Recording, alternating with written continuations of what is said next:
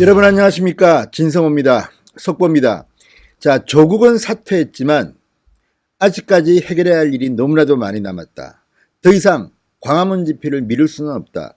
오늘 자유한국당이 또 광화문에 모였습니다.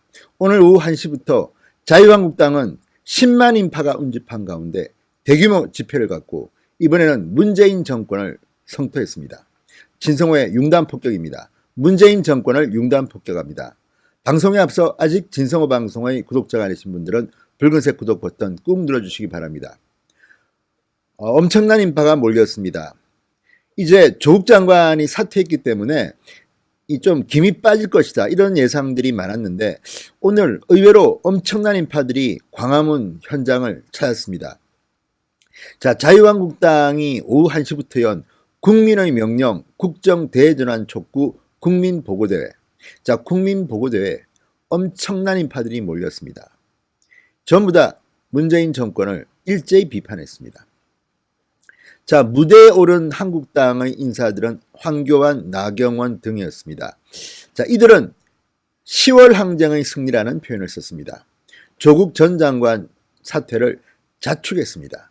나경원 원내대표는 우리들의 광화문 10월 항쟁은 승리했다. 조국 전 민정수석은 우리가 사퇴시켰다.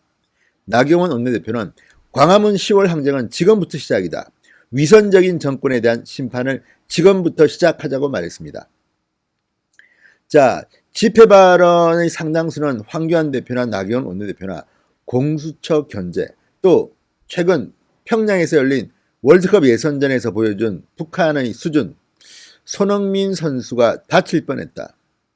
황교안 대표는 죽을 뻔했다는 표현까지 있었습니다. 그러면서 그럼에도 불구하고 문재인 대통령은 2032년 서울 평양 공동올림픽 개최를 이야기하고 있다. 제정신인가? 이렇게 비판했습니다. 자, 황교안 대표는 이렇게 말했습니다. 우리나라 수사기관으로 검찰, 경찰이 있고 경찰만 15만 명이 될 것이다. 수사기관이 부족해서 수사기관을 또 만들어야 하는가?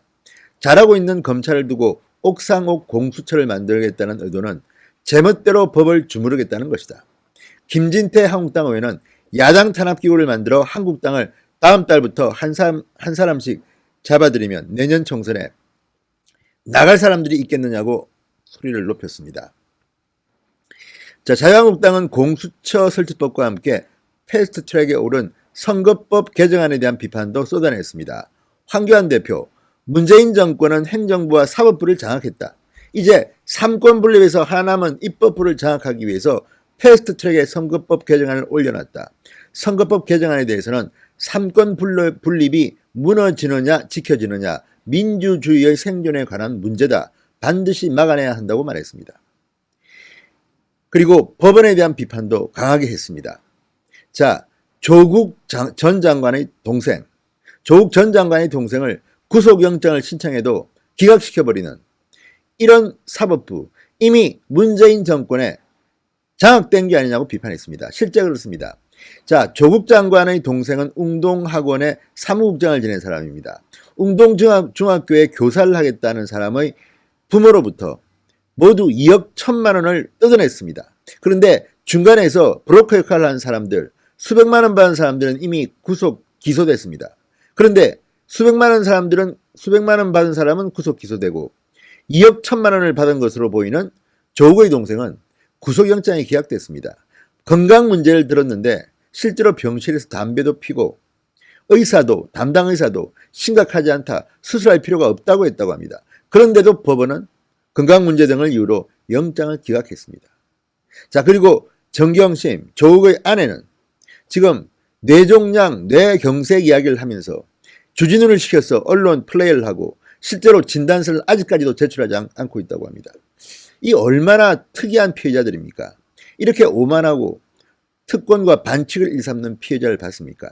대한민국은 조국 일가의 나라입니까? 문재인 대통령도 이상합니다. 정의를 부르짖던 그분이 왜 지금 조국 관련해서는 말을 못합니까? 이게 문재인 대통령이 말하는 정의입니까? 자, 이 선거법 개정안, 준연동형 비례대표제, 이건 역시 다음 총선에서 쉽게 장악하겠다는 뜻 아니냐. 황교안 대표가 목소리를 높였습니다. 민생에 대한 이야기도 나왔습니다. 정용기 한국당 정책위의장. IMF 때보다 더 힘들다. 이런 탄식이 온 나라에서 터져나온다. 한강의 기적을 만들어낸 위대한 국민이 대한민국을 떠나가고 있다. 조국을 지키듯 국민을 지키라고 말했습니다.